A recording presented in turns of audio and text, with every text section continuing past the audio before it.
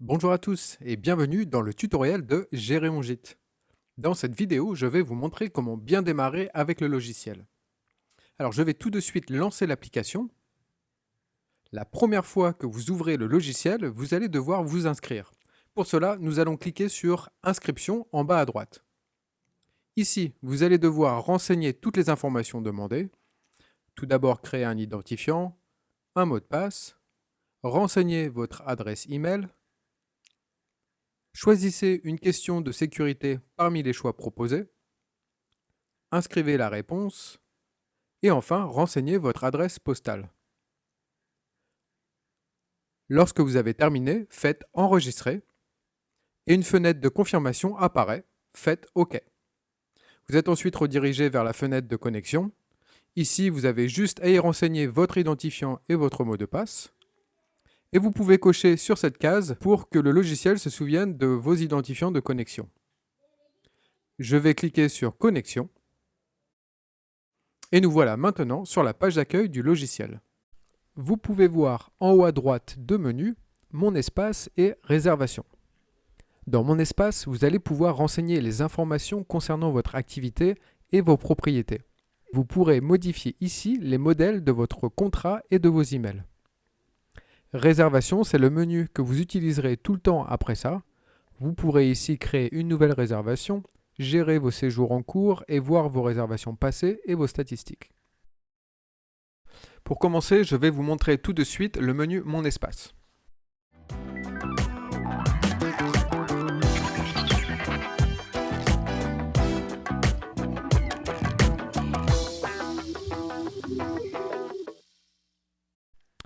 Pour votre première utilisation, vous allez devoir aller dans Mon espace pour y renseigner quelques informations concernant votre activité. Ça va prendre quelques minutes et après ça, vous serez prêt à utiliser le logiciel. Je vais vous montrer tout de suite comment faire. Alors, cliquez sur Mon espace. À gauche, vous allez trouver différentes sections. Et pour l'instant, nous allons nous intéresser à 4 sections. Mes infos, mes locations, mes options et gestion externe. Alors, cliquez d'abord sur Mes infos. Toutes les informations que vous renseignez ici serviront pour vos documents, tels que les contrats, les factures, et ils serviront aussi également pour l'envoi de vos emails. Donc, vous allez renseigner vos coordonnées. Le nom de votre compagnie, votre nom, prénom, téléphone, l'adresse email que vous souhaitez utiliser pour envoyer vos emails, votre adresse postale,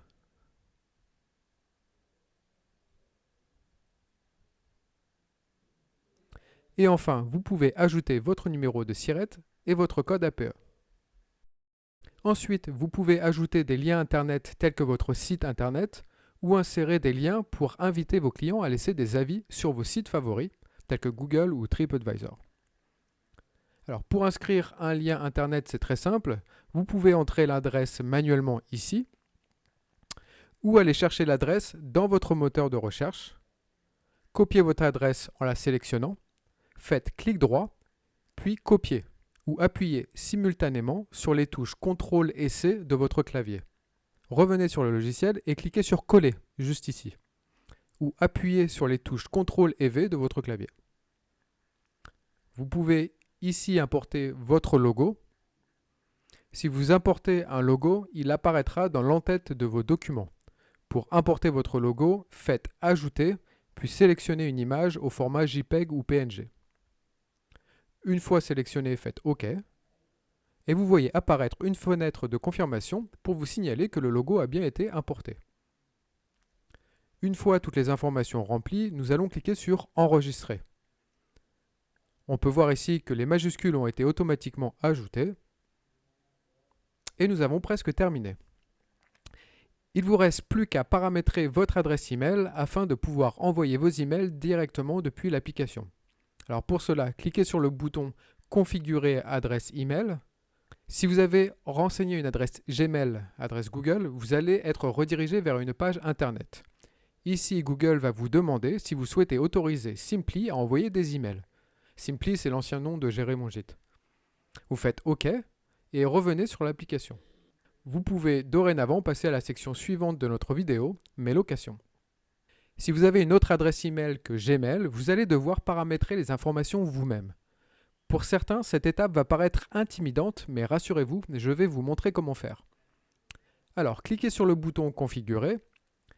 Une fenêtre apparaît et ici, on vous demande de renseigner l'host et le port. Par défaut, Gérer mon gîte va automatiquement remplir ces informations pour vous. Vous avez juste à ajouter votre mot de passe, celui qui vous permet d'accéder à votre messagerie d'email. Alors, ce mot de passe est obligatoire pour pouvoir envoyer vos emails, mais rassurez-vous, il reste strictement confidentiel et personne d'autre que vous n'aura accès à ce mot de passe. Une fois renseigné, cliquez sur Tester pour vérifier que vos emails fonctionnent. Si les informations sont correctes, vous verrez un message réussi apparaître. Faites Enregistrer et vous pouvez passer à la section suivante de notre vidéo, Mes locations. En revanche, si le test échoue, je vous invite à vérifier vos paramètres et votre mot de passe. Pour vérifier les paramètres, c'est très simple. Vous allez dans votre moteur de recherche favori et puis vous allez taper serveur SMTP sortant suivi du nom de votre service email tel que orange.fr par exemple. Si vous ne les trouvez pas, ces informations, vous pourrez certainement retrouver ces informations dans les paramètres de votre boîte mail ou vous pouvez aussi nous contacter à contact@gérer-mon-gîte.com. Nous nous ferons un plaisir de vous aider. Une fois vérifié, refaites le test et enregistrez. Voilà, c'est tout pour la section Mes infos. Nous allons maintenant remplir la section Mes locations. Et nous voici maintenant dans Mes locations. Ici, vous allez enregistrer toutes les propriétés que vous souhaitez louer. À gauche, vous trouverez toutes les propriétés que vous avez déjà renseignées. Et à droite, vous pourrez créer de nouvelles propriétés. Donc pour l'instant, nous n'avons aucune propriété enregistrée. Nous allons tout de suite créer notre première location. Allez dans la partie de droite. Choisissez dans la fenêtre déroulante le type de location qui vous concerne, une chambre, une maison ou un dortoir. Moi, je vais choisir maison.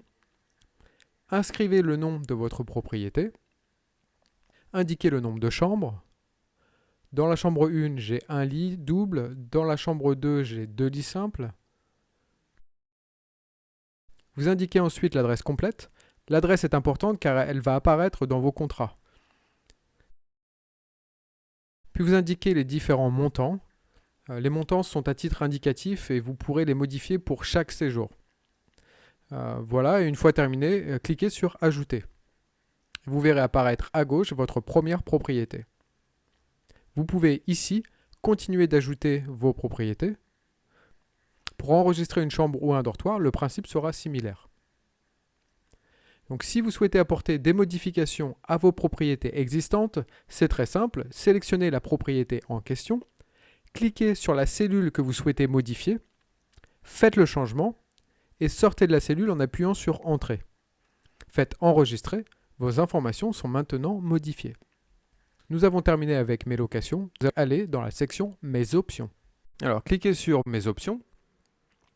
Et ici, vous pourrez ajouter tous les services et options que vous souhaitez proposer. Cette fenêtre est composée de deux parties, Options disponibles à gauche et Ajouter option à droite. Nous allons ajouter notre première option. Je souhaite inclure un forfait ménage pour mon gîte. Je rentre le titre ici, le montant de l'option, et taux journalier ici, je laisse la case décochée car le forfait de 80 € sera un forfait par séjour et non par jour. Je clique sur Enregistrer pour valider et je vais maintenant retrouver mon forfait ménage dans mon tableau des options disponibles. Maintenant, je vais ajouter une deuxième option. Cette fois-ci, je souhaiterais proposer un forfait boîte chauffage. Je propose ce service à 5 € par jour. Et comme je souhaite facturer cette option par jour, je vais cocher la case taux journalier. Et je fais Enregistrer. Et nous allons retrouver cette option dans le tableau également. Pour supprimer une option, c'est très simple. Cliquez sur l'option concernée, puis cliquez sur Supprimer. Voilà, c'est tout pour mes options. Nous allons passer à la dernière étape du menu Mon espace, Gestion externe. Alors nous allons cliquer sur Gestion externe. Et ici, vous pourrez renseigner le nom de tous les sites en ligne auxquels vous êtes également inscrit. Par exemple, Booking.com, Airbnb et Abritel. Si vous souhaitez supprimer l'un de ces services, sélectionnez le service et faites supprimer. Voilà, nous avons fini avec Mon espace. Vous êtes maintenant prêt à enregistrer votre première réservation.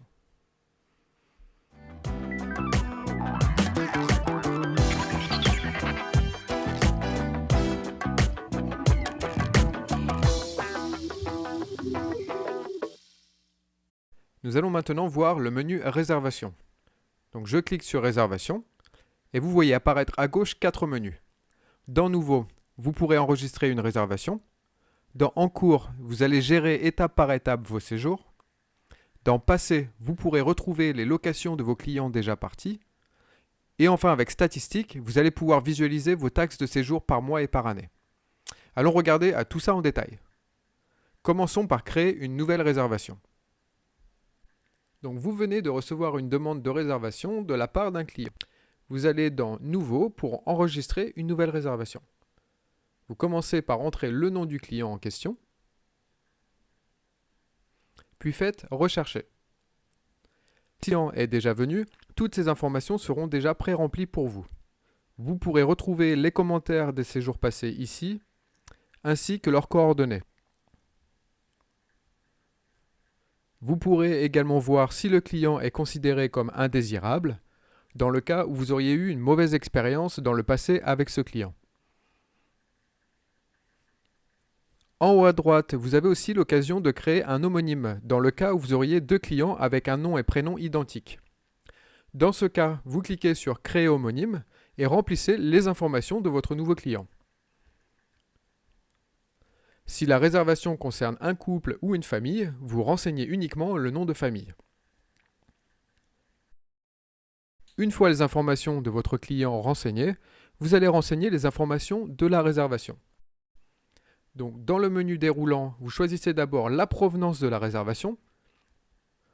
Renseignez le type de réservation pour un gîte, chambre d'hôte ou dortoir. Entrez le jour et l'heure d'arrivée, le jour et l'heure de départ, le nombre d'adultes et d'enfants, et le nombre de lits doubles et de lits simples. Alors renseigner le nombre de lits est surtout utile pour les propriétaires de chambres d'hôtes, car en fonction du nombre de lits souhaités, vous trouverez ici les chambres disponibles.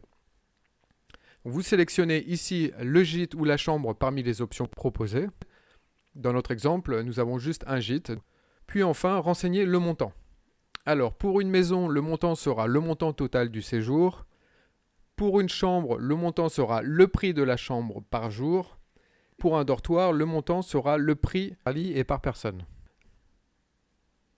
Enfin, les taxes de séjour et le montant de la caution. Puis valider. La réservation est maintenant enregistrée. Donc une fois enregistrée, vous avez la possibilité d'envoyer un message par email ou d'envoyer le contrat par courrier. Pour l'exemple, je vais cocher les 2 options. Donc vous voyez apparaître le contrat et aussi une enveloppe avec l'adresse. Il vous suffira ensuite simplement d'imprimer les documents. Si vous avez choisi l'option Envoyer email, ici 2 options s'offrent à vous. Si vous choisissez de joindre le contrat à votre email, le message dans l'email invitera vos clients à signer le contrat et à vous envoyer les ARS. Si vous souhaitez confirmer le séjour sans contrat, désélectionnez la case Joindre contrat et un email de confirmation de réservation apparaîtra dans l'email à la place. Avant d'envoyer l'email, vous pouvez modifier l'objet et le message et vérifier votre message. Cliquez sur Envoyer. Et l'email prendra en général quelques secondes, ça dépend de votre connexion Internet.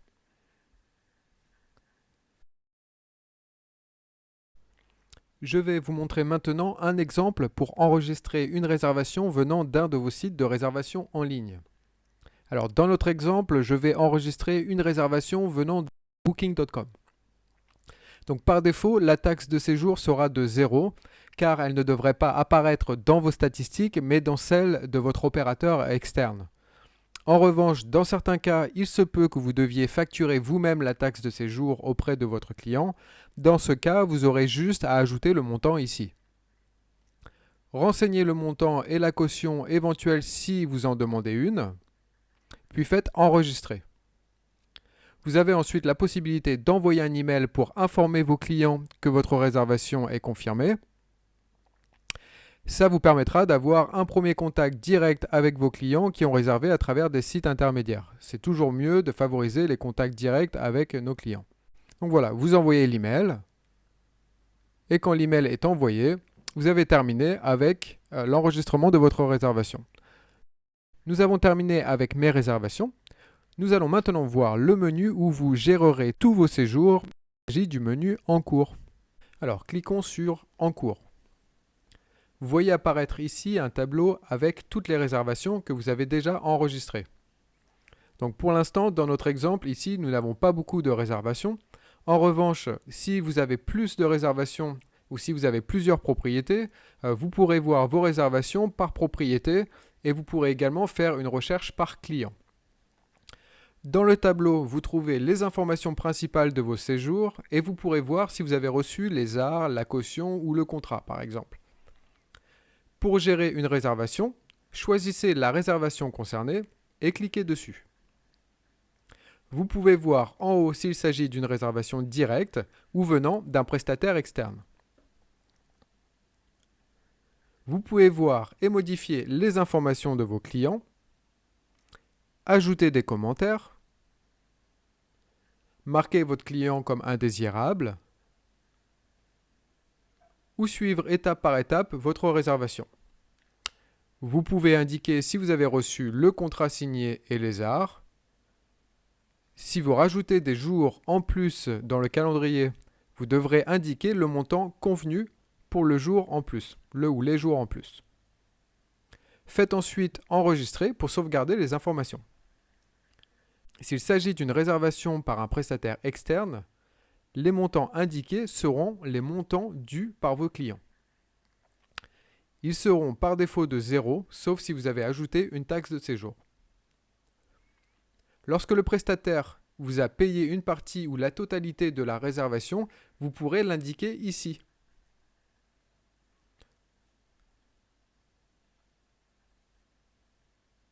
En haut à droite, vous allez trouver un menu.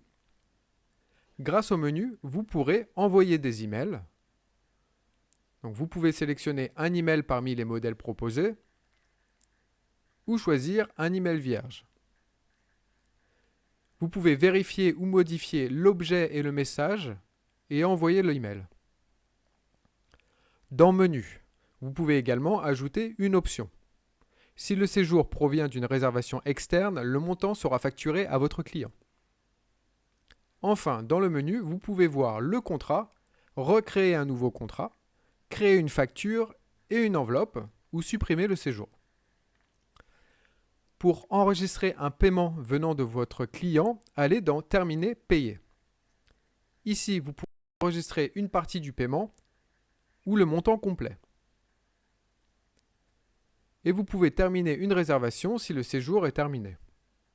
Donc je clique sur Terminer et vous pouvez choisir un email de fin de séjour. Vous pouvez également choisir d'envoyer la facture par courrier si les clients vous le demandent. Dans l'email de fin de séjour, vous avez la possibilité de joindre la facture. Si vous cochez la case, une phrase apparaîtra. Vous trouverez ci-joint le détail de la facturation.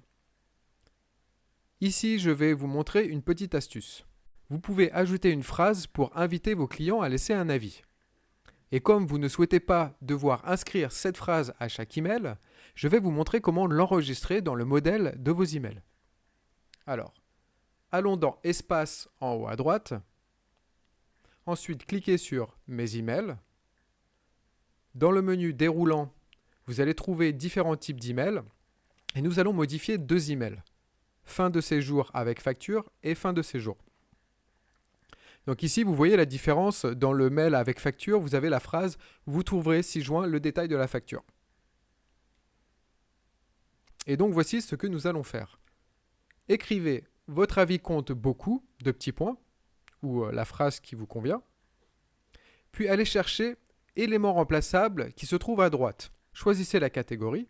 Ici, nous voulons lien Internet. Et vous choisissez l'avis que vous souhaitez. Ici, je vais mettre avis Google. Et voilà, il est inscrit dans le message. N'oubliez pas d'enregistrer. Et je vais faire la même chose pour email fin de séjour sans facture. Donc vous pouvez simplement sélectionner la phrase, appuyer simultanément sur les touches CTRL et C de votre clavier, aller dans fin de séjour, puis faites CTRL et V et enregistrer.